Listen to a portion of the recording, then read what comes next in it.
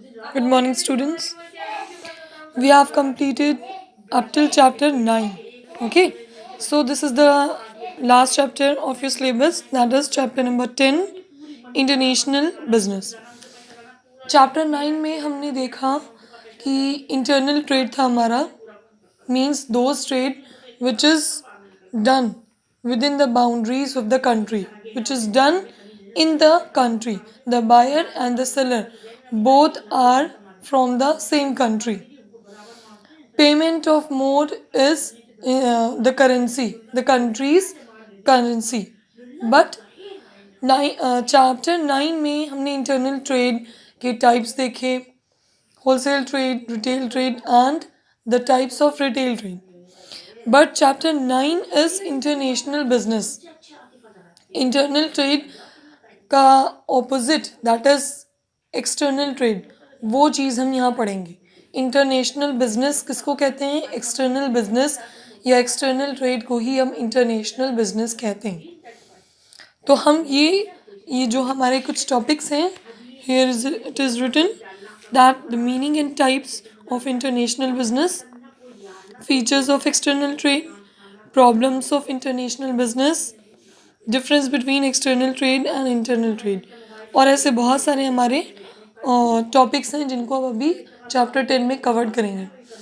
One thing which is very important, I want to tell you that your post periodic exam will be on December, first week or second week of January, not in December. Okay तो post periodic exam आपका 40 marks का जो 1 our का होगा वो आपका first या second week of Jain में होगा. ओके, पोस्ट पीरियोडिक एग्ज़ाम के लिए आपके सिलेबस हैं चैप्टर 7 एंड चैप्टर 8. बहुत ध्यान से सुन लीजिए. Chapter 7 and chapter 8 will be come in your post periodic exam and it will be on first or second week of January. Okay तो इसमें कोई डाउट नहीं होना चाहिए. सिलेबस मैंने बता दिया, टाइमिंग मैंने बता दिया, और हाफ ईयरली एग्ज़ाम में तो मैंने कोई प्रोजेक्ट नहीं दिया था, लेकिन फाइनल एग्ज़ाम जो कि आपके मार्च में होंगे फाइनल एग्ज़ाम्स, उसके लिए हम आपको 10 या 20 मार्क्स का प्रोजेक्ट देंगे. वो फाइल 10 या 20 जितने भी मार्क्स की होती वो मुझे फेब में मिलनी चाहिए. टॉपिक हम आपको दे देंगे, अलग अलग क्लास और अलग अलग सेक्शन ग्रुप बनेगा और उसमें वो लोग प्रोजेक्ट हमको आकर दिखाएंगे. पोस्ट पीरियोडिक में आपका कोई वाइवा, कोई प्रोजेक्ट नहीं है. 40 मार्क्स का डायरेक्ट 1 आवर का पेपर है. ठीक है, तो अब इसमें कोई डाउट नहीं. और इसके बावजूद अगर किसी को कोई डाउट होता है तो वो मुझसे क्लियर कर लेगा. Okay, now moving towards our next chapter, our fresh last chapter, that is international business. Here is the meaning of international business. It is written that international business refers to buying and selling of goods and services beyond the geographical limits of a country. It is also called trade between two countries. जो चीज़ें हमने internal trade में पढ़ी थी उसका just opposite है. Internal trade में हमने क्या पढ़ा था कि वो ट्रेड जो हमारी कंट्री के अंदर हो उसको हम इंटरनल ट्रेड कहेंगे. एक्सटर्नल ट्रेड या जिसको हम इंटरनेशनल ट्रेड या इंटरनेशनल बिजनेस कह रहे हैं वो क्या है? व्हेन वी बाय और सेल गुड्स और services outside the geographical boundaries of the country is known as external trade, or we can say international trade, or we can say international business. Means वो business या वो trade जिसमें कोई दो countries आपस में शामिल हों वो हमारा इंटरनेशनल बिजनेस या एक्सटर्नल ट्रेड कहलाएगा. ये लाइन आपकी बहुत इंपॉर्टेंट है. अगर कभी भी आता है, और जाहिर है ये तो आएगा ही चैप्टर 10 फाइनल एग्ज़ाम 9 और 10 दोनों ही चैप्टर्स बहुत इंपॉर्टेंट हैं फाइनल एग्ज़ाम्स के लिए. तो अच्छे से इसको प्रिपेयर करिएगा. तो buying and selling of goods and services outside the country, outside the geographical boundaries of a country is known as external trade. And here there must be two countries two countries must be included in this trade. दो countries, किसी दो अलग अलग countries का include होना इसमें ज़रूरी होता है, वरना वो एक्सटर्नल ट्रेड नहीं कहलाएगा. ओके. इंटरनेशनल या जिसको हम एक्सटर्नल ट्रेड कह रहे हैं, ये 3 टाइप्स के होते हैं. इंटरनल में हमने देखा था वो 2 टाइप्स के होते हैं, wholesale trade and retail trade. External trade जिसको हम इंटरनेशनल बिजनेस कह रहे हैं, they are of 3 types. What are these? First is export, second is import and the third one is entry port, या जिसको हम री एक्सपोर्ट भी कह सकते हैं. Export, import, entry port. अक्सर बच्चे, अक्सर स्टूडेंट्स इसमें कंफ्यूज हो जाते हैं और बाइंग सेलिंग ये जो आपस का वर्ड है इसको पलट के ऑपोजिट करके लिखते हैं, जिसकी पूरी मीनिंग चेंज हो जाती है. इंपोर्ट एक्सपोर्ट में अक्सर ये होता है, तो इसलिए कंफ्यूज मत होइएगा, ठीक से समझिएगा. एक्सपोर्ट मीन्स क्या होता है? जब हम अपनी कंट्री से किसी दूसरी बाहर कंट्री या फॉरेन कंट्री में सामान एक्सपोर्ट करते हैं, सोल्ड करते हैं, that is known as export. When we sold, when we sell our goods, when we sell the products to the foreign countries is known as export. Okay, जब हम अपने खुद की goods foreign countries में sold करेंगे. For example, we sell tea or spices from our country to another country. तो आप ये लिख सकते हैं. एग्जाम्पल्स में बहुत बेस्ट एग्जाम्पल है आपका टी, कॉफ़ी या स्पाइसेस का, क्योंकि इंडिया हमारी ऐसी कंट्री है जहाँ से टी, कॉफ़ी, स्पाइसेस टाइप के आइटम्स या प्रोडक्ट्स एक्सपोर्ट होते हैं बाहर बाहर कंट्रीज़ में. तो ये एग्जाम्पल आप एक्सपोर्ट में लिखिएगा. Okay. Next is import. Import ज़ाहिर है आप बहुत सारे लोग फॉरेन कंट्रीज से इम्पोर्ट करते हैं, ऑनलाइन परचेज करते हैं और ऑनलाइन बाहर के प्रोडक्ट को परचेज करते हैं. तो इम्पोर्ट क्या होगा? When we purchase the outside goods and services from foreign countries. जब हम फॉरेन कंट्रीज से या बाहर किसी दूसरी कंट्री से गुड्स या सर्विसेज परचेज करते हैं, बाय करते हैं, ख़रीदते हैं, तो उसको हम इम्पोर्ट कहते हैं. बहुत सिंपल और बहुत आसान लैंग्वेज में हम आपको बता रहे हैं, इसलिए कि आपको याद रहे. ओके. तो इम्पोर्ट में आप लिख सकते हैं परचेज या बाइंग ऑफ इम्पोर्टेड आइटम्स. अब इम्पोर्टेड आइटम्स में आप कुछ भी लिख सकते हैं, या ये आपके ट्रॉली बैग्स हैं, ये कॉस्मेटिक्स के प्रोडक्ट्स हैं, आजकल अच्छे अच्छे प्रोडक्ट बाहर के लोग मंगवाते हैं, ठीक है. तो इसको आप लिखिएगा परचेजिंग या बाइंग ऑफ इम्पोर्टेड गुड्स. किस में लिखेंगे? इम्पोर्ट में. तो इम्पोर्ट क्या होता है? When we purchase, when we buy goods and services from the another country या फ्रॉम द फॉरेन कंट्रीज. याद रखिए, जब भी आप चीज़ें लिखेंगे, जब भी ये आप टाइप्स लिखेंगे, इसके एग्जाम्पल्स ज़रूर लिखेंगे. You should have to write proper examples, then your answer will be effective and your answer will be completed, तभी माना जाएगा. ओके. तो examples must be included. Next, third type of international business is entry port, या जिसको हम re export कहते हैं. कभी कभी आपने देखा होगा कि जो चीज़ें मैन्युफैक्चर या जो रॉ मटेरियल हमारे कंट्री में नहीं मिलता है, लेकिन मैन्युफैक्चरिंग उसकी होती है. जैसे कार के आइटम्स, कार के जो मटेरियल होता है, इनपुट्स होते हैं कार के, तो कार के जो कुछ पार्ट्स होते हैं वो हमारे इंडिया में या हमारे कंट्री में नहीं मिलता है. तो हम क्या करेंगे? उस पार्ट को या उस रॉ मटेरियल को कहीं से दूसरी कंट्री से इंपोर्ट करेंगे, then we manufacture, then we convert it into finished goods and then sold it to the another country. तो इसमें क्या होगा? एक्सपोर्ट भी इंक्लूड हुआ, इंपोर्ट भी इंक्लूड हुआ. सिंपल वर्ड्स में हम कहें, when we purchase the raw material, when we purchase the parts, when we purchase the inputs of a product from the foreign countries and convert it into finished goods and then sell it to the another country is known as entry port or re-export.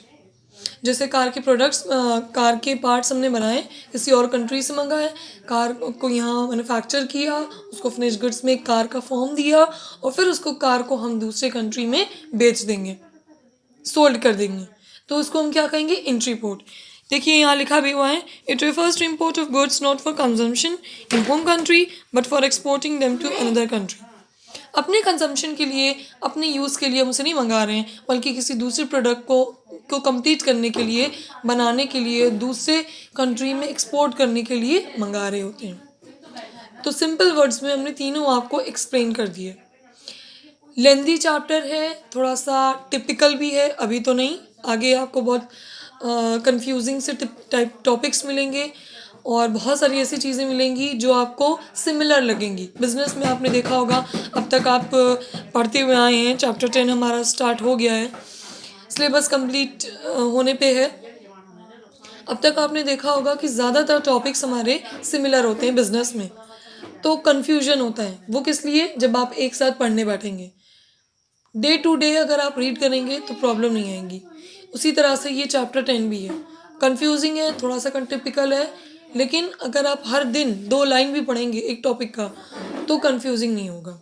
और इस chapter से आता है 100% sure आता है, long में और short में दोनों में। ठीक है, तो उम्मीद है अब तक मीनिंग और उसके टाइप्स आपको समझ में आ गए होंगे। Now moving towards the nature of external trade, या जिसको हम इंटरनेशनल बिजनेस कह रहे हैं।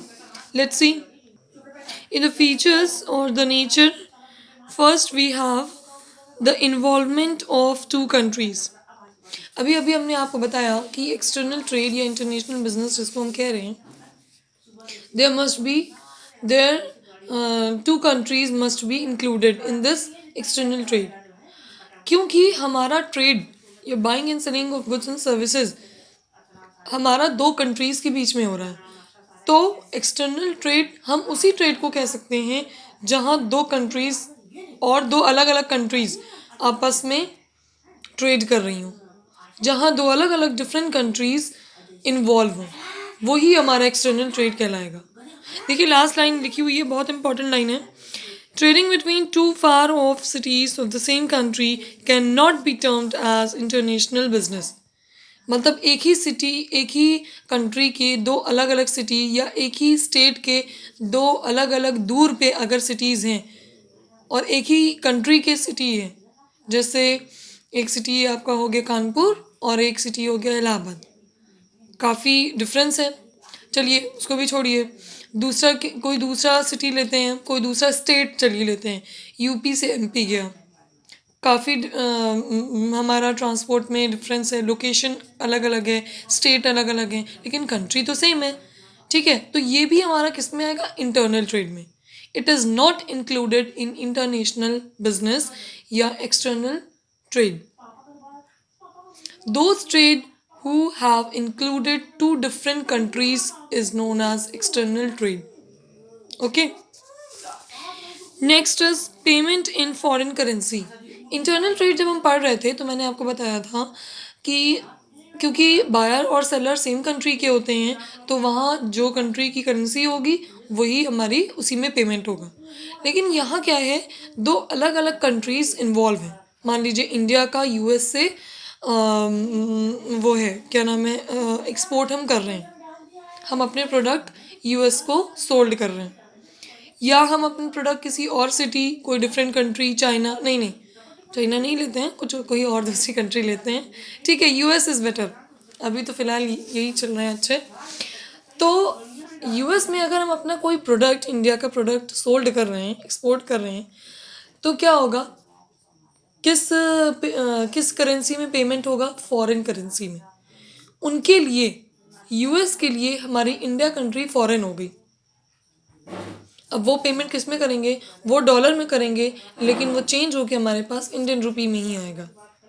ठीक है, लिखा हुआ देखिए, each country has its own currency. जाहिर है अलग अलग कंट्री की अपनी अपनी एक करेंसी है। Payment for imported goods is made in foreign currency and payment for export is also received in foreign currency. Foreign currency में ही इम्पोर्ट और एक्सपोर्ट दोनों होता है। ठीक है, अगर जैसे अभी हमने एग्जांपल लिया इंडिया और यूएस का, तो इंटरनेशनल बिजनेस अभी अभी हम पढ़ेंगे इसके मेरिट्स और इसके एडवांटेजेस कि इंटरनेशनल बिजनेस या एक्सटर्नल ट्रेड से कंट्री को क्या फ़ायदा होता है। भाई हमको तो फ़ायदा होगा, हम यहाँ से कोई चीज़ भेजें हमको प्रॉफिट मिलेगा, जो चीज़ों यहाँ की डिमांड नहीं है या यहाँ कम दाम में या कम प्राइस में हमारी बिक रही है, हम वहाँ डबल प्राइस करके बेचेंगे, हमको तो प्रॉफिट होगा। लेकिन एक कंट्री को क्या प्रॉफिट होगा? कंट्री को प्रॉफिट यही होता है कि फॉरेन करेंसी उनको रिसीव होती है, और जिस कंट्री के पास फॉरेन करेंसी ज़्यादा से ज़्यादा होती हैं उन्हीं को ज़्यादा प्रॉफिटेबल माना जाता है, उनकी goodwill all over the world अच्छी होती है। तो क्या कह रहे हैं, फॉरेन करेंसी में चाहे इंपोर्ट हो और चाहे एक्सपोर्ट हो, पेमेंट हमारा हर हाल में फॉरेन करेंसी में ही होगा। ठीक है, तो ये दो हमारे नेचर थे। सबसे पहला ये कि दो कंट्रीज़ का शामिल होना ज़रूरी है, और सेकेंड इज़ कि फॉरेन करेंसी में ही पेमेंट होगा, चाहे वो इंपोर्ट हम करें और चाहे एक्सपोर्ट करें।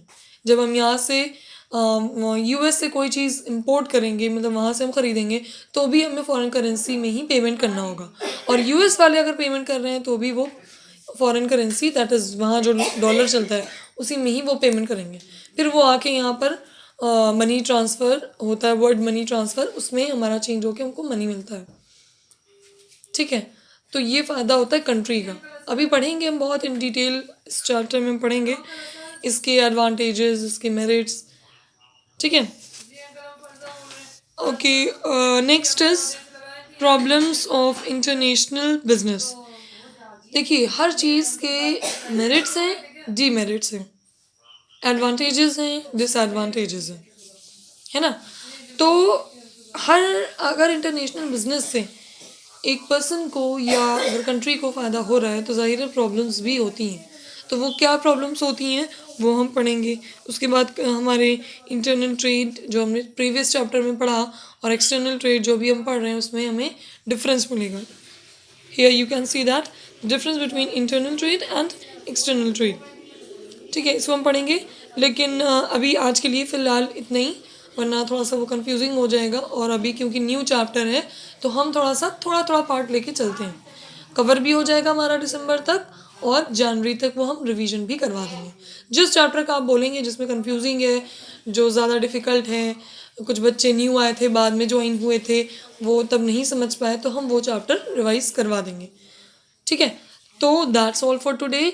Read it, learn it. If you have any doubt, any query, any problem, then ask to me. Okay?